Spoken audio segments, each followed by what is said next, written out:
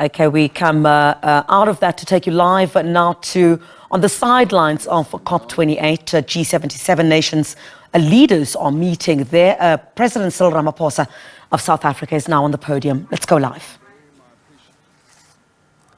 To Cuba for convening the Group of 77 in China at summit level for the first time.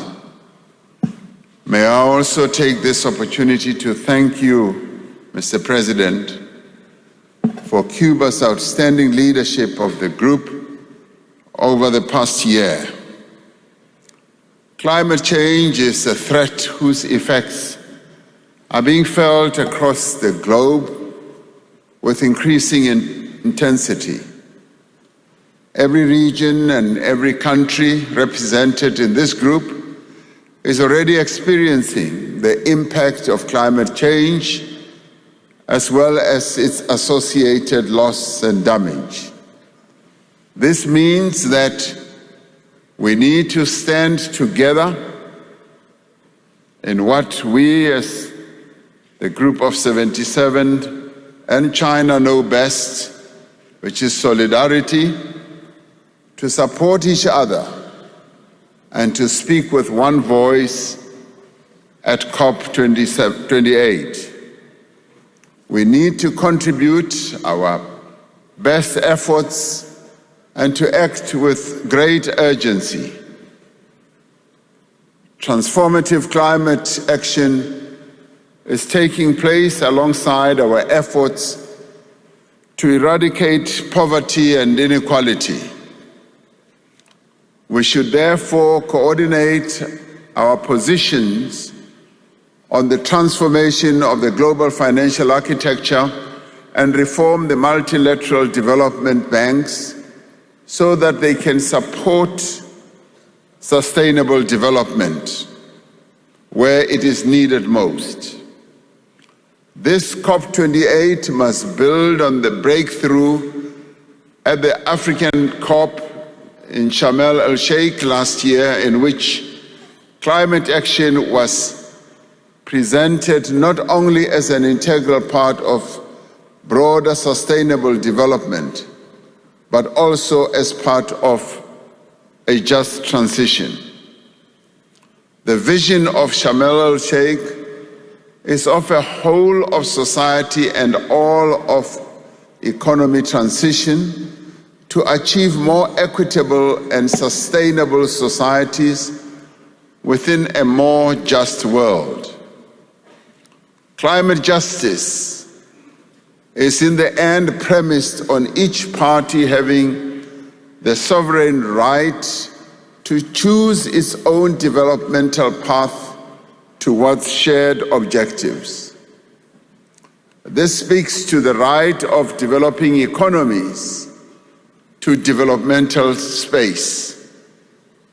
Since developing economy countries are the least responsible for climate change, but the most affected, it is critical that the enabling means of implementation support is provided by countries with developed economies. The G77 and China, representing the overwhelming majority of the world's population who live in developing economy countries, has the opportunity to infuse this vision into the mandate and the scope of the new work program on just transition pathways. We have the opportunity at COP28 to secure a successful first global stock take under the Paris Agreement, to give an honest account of the successes as well as the challenges experienced to date, and to provide forward-looking recommendations on how to do what we agreed better. I would further suggest that the exporters of the strategic minerals and rare earths required to drive green development need to work together to ensure that the new economy is fairer, more equitable, and offers equal opportunity for all. Our natural resources need to advance the sustainable development of our people. We need to address the issues of skills and technology transfer, access to climate change adaptation and mitigation technologies should not be the commercial preserve of just a few, but should be treated as a global public good. We should forge a united platform against unilateral, coercive, and trading distorting measures under the guise of climate action. And these include carbon border taxes that have the effect of reversing the climate finance flows to the global north. We need to reframe the climate action narrative to better address the realities of developing economy countries with a view of giving appropriate recognition to their rights and to acknowledge their contributions to the global fight against this existential threat. As I conclude, I would also like us here as the G77, countries that know what acting in solidarity is all about, to act in solidarity in remembering the suffering of the people of Palestine,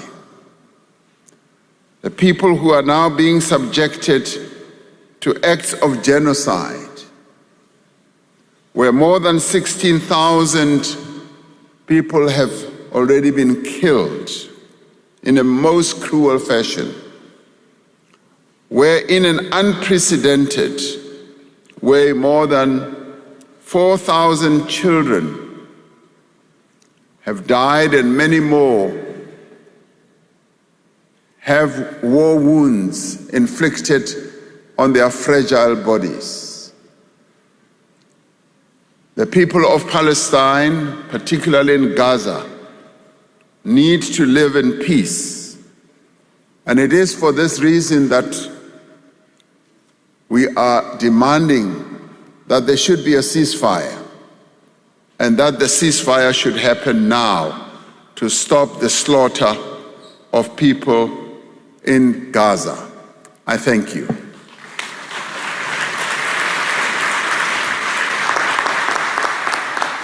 Gracias, Excelencia. Tengo el honor de dar la palabra. South Africa's President Cyril Ramaphosa, and speaking there on the sidelines of COP28, G77 leaders are meeting on the sidelines of that climate change summit that is taking place in the United Arab Emirates. The president calling on countries, also taking the opportunity there, calling on countries to act in solidarity and support of the people of Palestine. And of course, the ongoing, attacks on the people of Palestine, and basically saying what is taking place there is a genocide. The president on the aspect of climate change, saying that it is an existing threat.